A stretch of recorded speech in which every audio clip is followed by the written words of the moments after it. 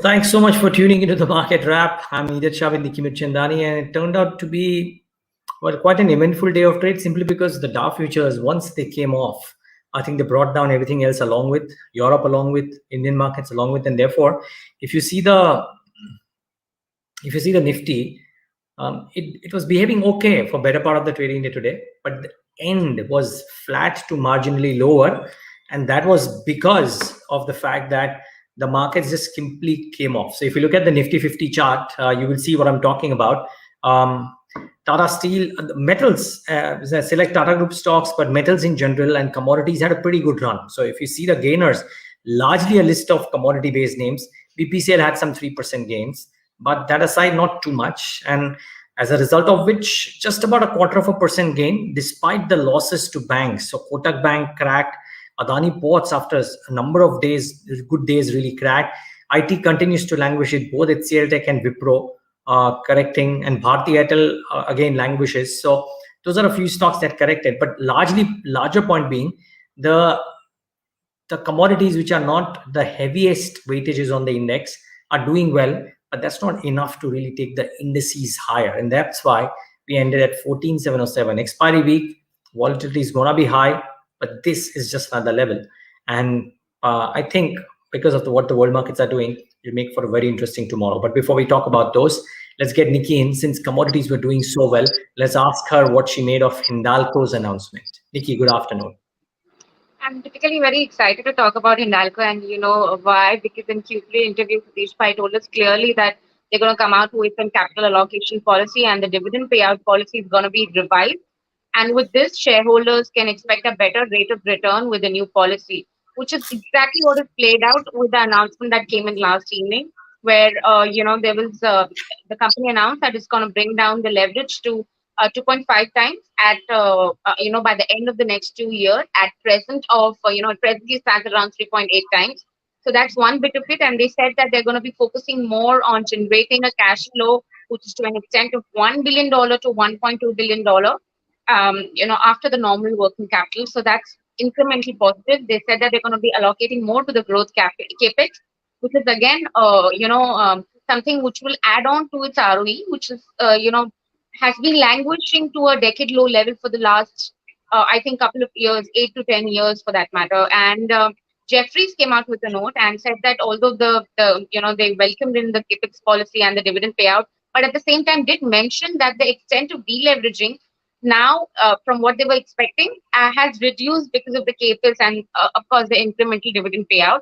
Having said that, they've maintained the target price and, their stance on the counter, and in fact, gone ahead and raised the EPS estimates by 5% on assumption of higher, aluminum price. It was a good show coming in for Hindalco because it did exactly what it was expected to do.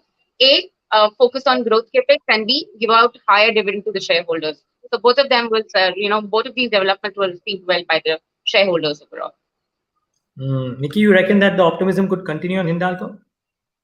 Yeah, completely. With the given focus that it has in the downstream unit right now, Novelis, and the kind of capex and the growth outlook and the cash flow that this unit has been generating, definitely I don't see. If you remember, there was a 70% upside few days back that JP Morgan came out with on this counter and said that a target price could be to an extent of rupees 500 for this counter.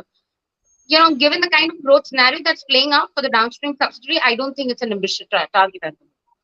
Okay. Now, before I ask Nikki about her view on mid caps, let me just quickly highlight what are the mid caps that did well and did not, and let's get the breadth going as well. It would have not been as terrible as yesterday, but you would probably expect that the market breadth would have been slightly skittish in the session today as well.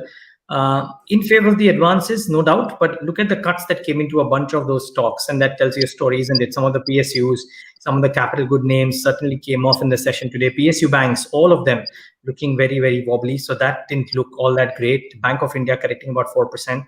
What did well? Hindustan Copper up another 18%. So that was one standout performer. There was strength in Balrampur Chini, and I think commodities by and large seem to be doing okay for themselves. So that's really the other thing. And sugar in particular, there are some log jam at ports, etc. So all of that is looking okay too. And yep, stocks like Zuari Agro, etc., also doing well. Rain Industries, for example, doing well. Actually, let's get Nikki into all of these because she would have a view there. Nikki, firstly, a view on Hindustan Copper. What did you make of the move, and then some of the other mid caps?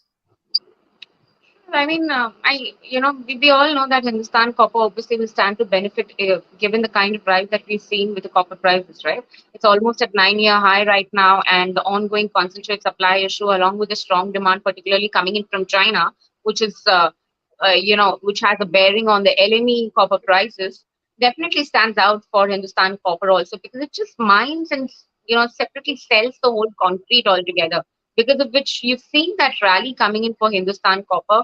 Zuari Agro, the company is planning to sell the fertilizer plant in Goa, and it's achieving from this deal.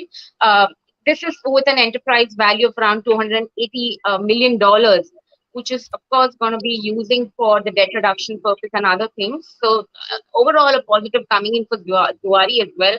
And grain industries, as we all know, CPC prices have been picking up momentum just like most of the other metal players. And the company will be coming out with numbers by 25th Feb. This is the third consecutive session of rally, and so far the stock has gone on more than 10% for that matter. Okay, Nikki, now before we talk about the world markets, just a view on the IPO that is open today as well. I think Hiranba is open today. What's your sense? Would people have subscribed? And I think within the first 5 hours, got subscribed about 39-40%, but you spoke to the management as well. Any thoughts here?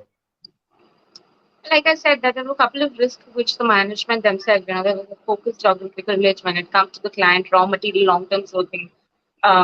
Couple of times that SEBI has kind of sent a flag with the kind of associated related group transaction that the company has had. There are a couple of risks that we are looking at, which the company also has put out an RHP. Even in terms of the financial outlook, if you look at the EBITDA margin, they're expecting the margins to remain pretty much stable around the level that they have witnessed in FY19 or 20 for that matter. So we're not looking any kind of incremental growth coming in for this company, at least when it comes to the margin for the next 2 years. This is as for what the management has guided us. So though no specific analysis out here, but based on what the market, just extrapolating from what the management has spoke to us. In terms of the European market, at this point of time, last time I checked, if you could just pull up WEI for us to see where the markets have been faring at this point of time, you would see that, probably at this point of time, the undertone is a little on the negative note, and the US stock futures also are trading mixed. So typically not exactly an optimistic picture coming out from the globe, but it remains to be seen how the banking and the metal stocks will continue to perform going forward. With this, it's a wrap. Thank you so much for tuning in.